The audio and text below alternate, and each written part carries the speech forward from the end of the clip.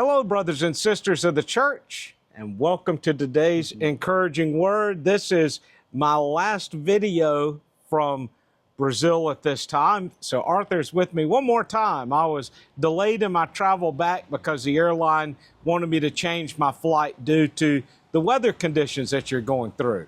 We've been at 100 degrees temperature here the last few days, and we're enjoying the warmth, maybe, maybe not so much.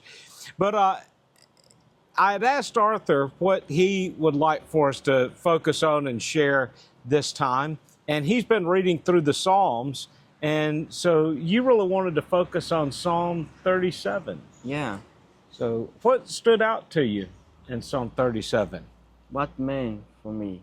And hello, brothers and sisters. Good afternoon.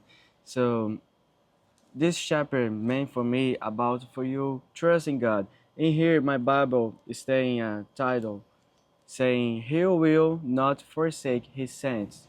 God not will abandon your servers."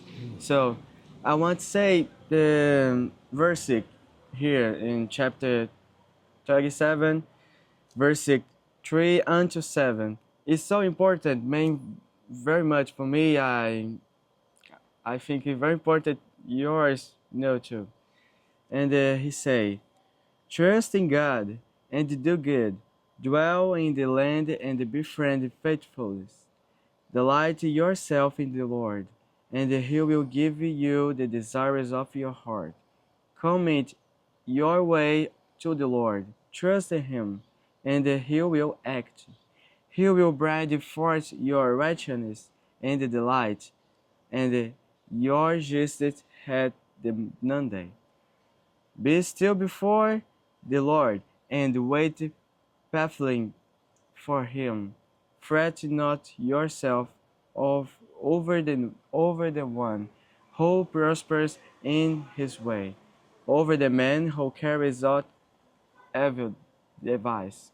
So this verse saying for you trust in God, because in very moments very hard, very difficult in us life, us thinking in very things in your body and yourself, your sentiments, your I don't know hurts, pains, but you don't thinking in God. You don't thinking that you stay in God's hands, and God care. God care of all things, trees, birds, all things in words. God care, and God will care for you too, because you is a son of God. So God will care for you. God put situations hard in your life for you to be strong, but you need to believe this. You need to believe that God is stay with you, and you need to trust in God. You need to trust in that God will be good for you in final final situation or anything. This verse is mean very much for me, because it's saying about that God is a father for you. It's a home, um, your refuge, and He stay always for you. You just need to pray. You just need to trust in Him. Yeah.